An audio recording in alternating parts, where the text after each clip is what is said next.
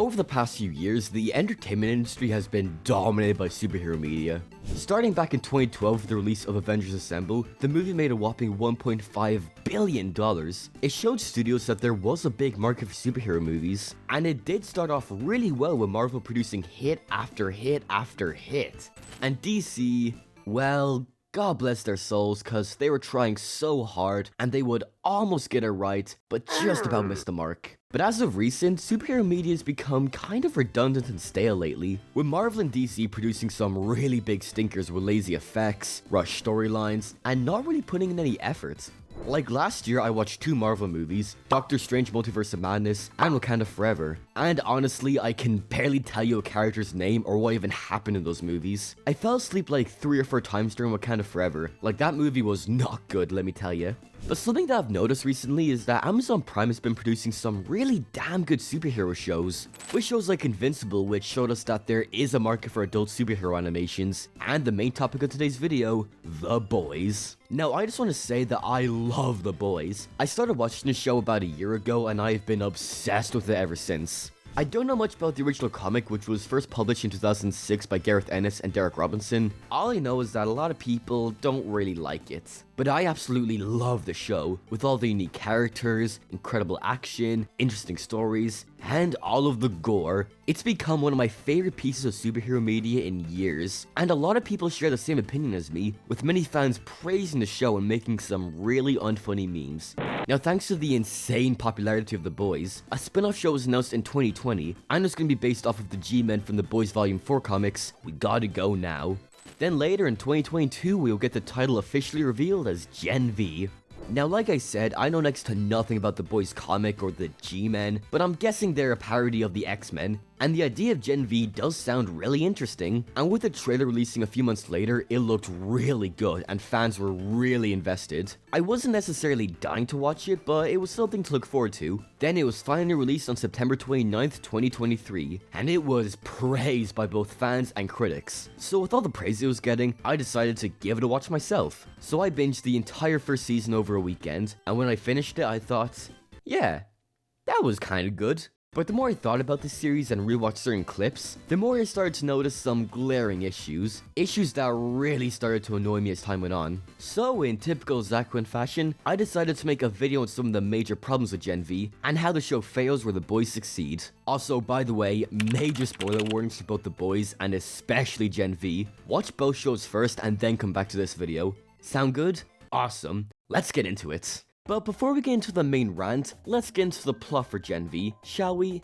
Now, like I said, Gen V is the parody of the X-Men, with the main setting being a school called Godclan University, where teens with superpowers go to study and train. Our main character here is Maria, who accidentally killed her parents at a very young age when she first discovered her powers. 8 years later, she gets accepted into Godclan University, which is said to be the most prestigious school for supes. On her first day, she befriends her roommate Emma Myers, who has the ability to shrink herself. Things quickly take a really bad turn when Maria is expelled from the school by Mr. Krabs. No, seriously, it is Mr. Krabs, it's the same actor and everything. Before she can confront him, one of the more popular students, Luke Reardon, kills Mr. Krabs out of anger, then attempts to kill Maria. He eventually kills himself in typical Boys fashion, and thus it begins this mystery of why Luke killed himself, what happened to his brother Sam, and what this secret lab called the Forest is. Along the way, we meet a load of new characters like Kate, who was Luke's girlfriend, Andre, who was also Luke's best friend, Jordan, who was Mr. Krabs' assistant, and Sam, who was Luke's brother and also a bit nutty in the head.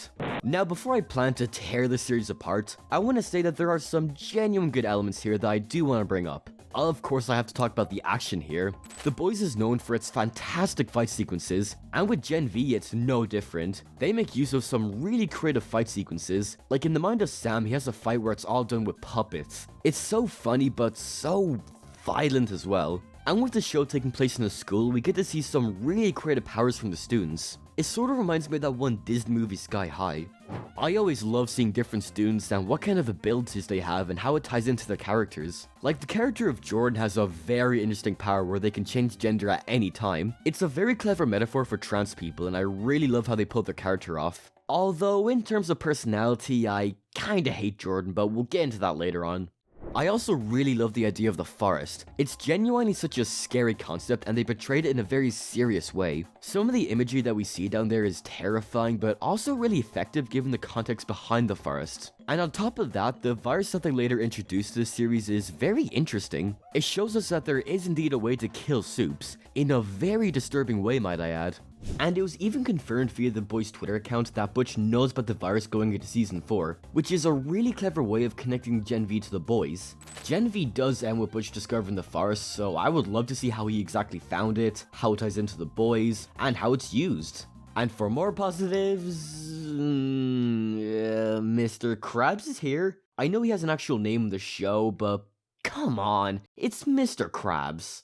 But sadly, this is where a lot of the positives end, cause despite all the good this show has, there are a lot of problems as well. One of the biggest problems that I mainly want to focus on here are the characters. I'm just gonna say it straight, I do not like the characters here. In fact, the characters are what really brings down the show for me. Like in The Boys you had all these diverse and unique characters that made for some great moments. Like you got Frenchie, Mother's Milk, Huey, Kimoko, Butcher, and other side characters like Ashley, Homelander, and all of the other soups in the 7. They are all very flawed and kinda fucked up characters, but they are written so well to the point that I can't help but love them. Plus it helps that the actors here are fantastic. Like people always praise Anthony Starr for his portrayal of Homelander, and he's fantastic of course, but other actors like Colby Minfie as Ashley or Chase Crawford as Deep do an incredible job. But with Gen V, I never really grew to like these characters. Like Maria, Emma, Jordan, Kate, and Andre aren't necessarily terrible characters, but by god, they are just so bland and generic. Like Gen V wants to be a parody of teen superhero shows, and sometimes you see the parody elements, but 90% of the time they always fall into the cliches and tropes that are insanely predictable. Like The Boys is able to be a parody of superhero shows and still be very entertaining to watch. With Gen V though, they fall into so many of the high school tropes, the main one being a lot of relationship dramas. Like on one hand, I do somewhat get it. The characters are mostly teenagers and the series takes place in a university, but fucking hell, there is so much friendship and relationship drama that I just do not give a shit about. When they focus on the forest and the superhero stuff, it's great, but then they proceed to show some of the most bland and generic high school drama bullshit that I have ever seen. Like the first bit of drama that we see is around the beginning, where Maria and Jordan hate each other when they first meet, and they are constantly arguing and fighting with each other and yada yada. Now since this series falls into all the bland and generic tropes, what do you think happens? Either A, they continue to hate each other, B, they put aside their differences, or C, they fuck. And if you chose A or B, then clearly you are an idiot, because it's C. They do the trope where the two main characters hate each other, and soon they fall in love with each other, right out of nowhere might I add. And I wouldn't really mind this, if I actually cared about the characters. Like Maria is fine, she's got an interesting power and a good backstory, but she's just so bland. Nothing terrible, but nothing great either. Jordan though, fucking hell I hate Jordan. Like I said, their power is interesting and having two actors play Jordan is really cool, but they are just so annoying and unnecessarily mean-spirited. And Jordan growing to like Maria comes off as very rushed and forced. And if you believe it, it gets worse. That being with the character of Kate. Now Kate is a character that I really do not like, for reasons that I will get into later, but we see in the first episode that she's dating Luke, and when Luke dies she is obviously really sad and you know all that crack.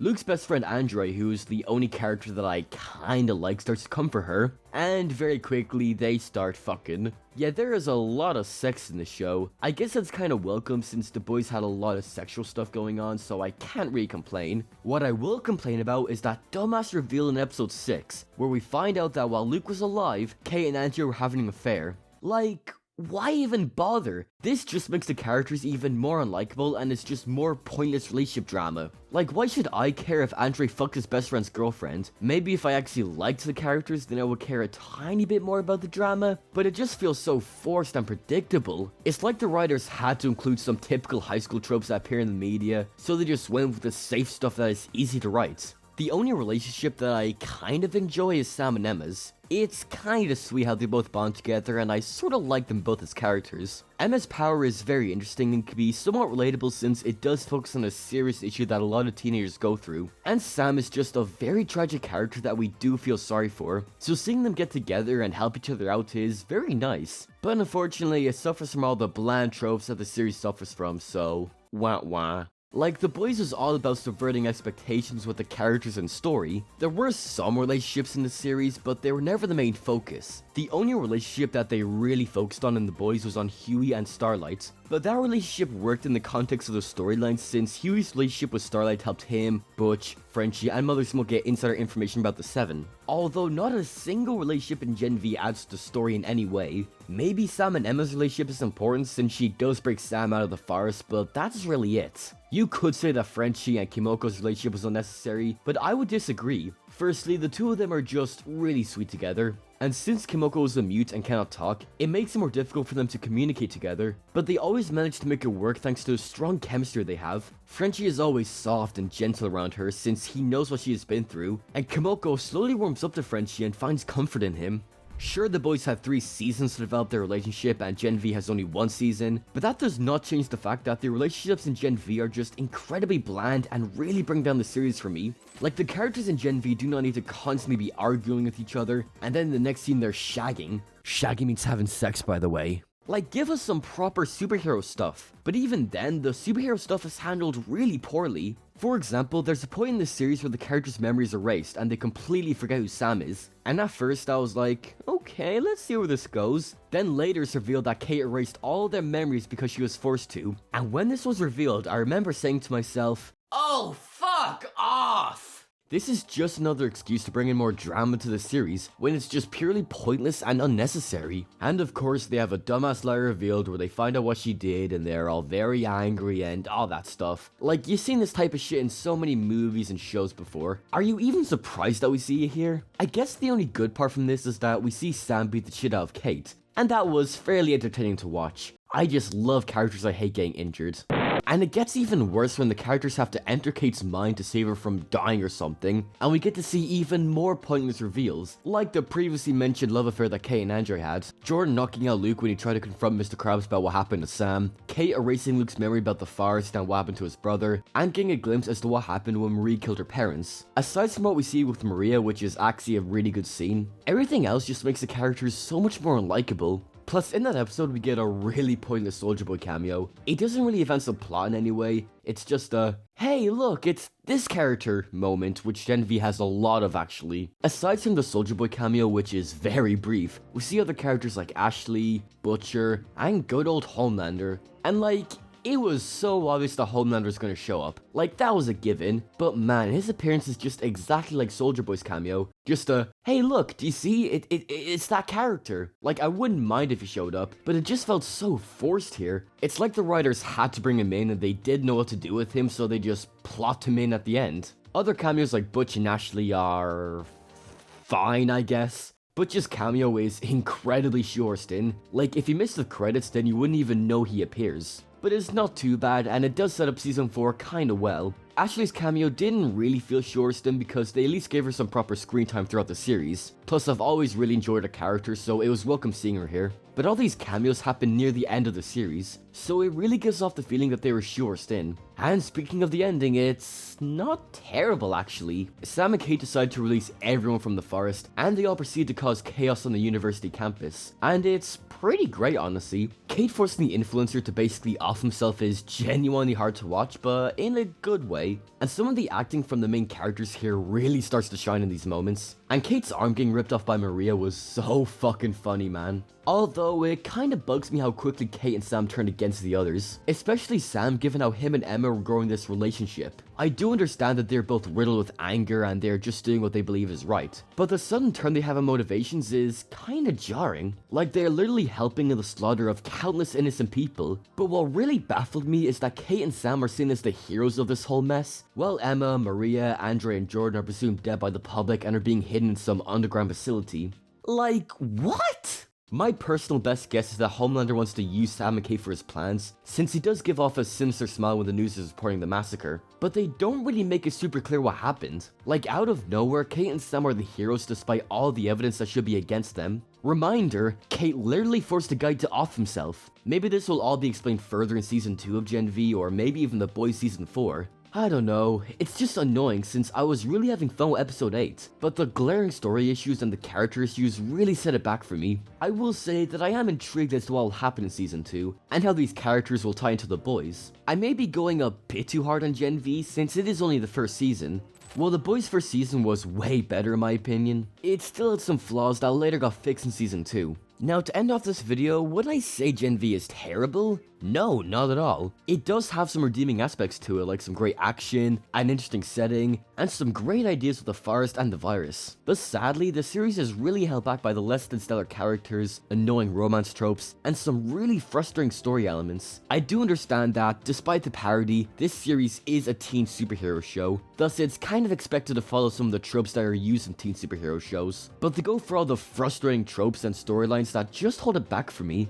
The Boys, in my opinion, set the standard for being a great parody of superhero media, while also being a superhero show and having some elements that never felt out of place. With Gen V, however, it doesn't even know if it wants to be a parody or a typical teen superhero show. And it sucks, cause the non-teen superhero tropes are fantastic. So it's just a shame really. I know that a lot of people really enjoy these tropes and don't have any issues with them, which is completely fine. I can see why people enjoy the series, and I'm glad that they enjoy it. But for me personally, I just couldn't get into Gen V. I really don't like all those teen tropes in media, so it just frustrated me more than anything. But what do you guys think? Do you agree with me that Gen V is weak when compared to The Boys? Or do you like this series despite its flaws? Let me know down in the comments below, and thanks for watching. I'll see you guys in the next video.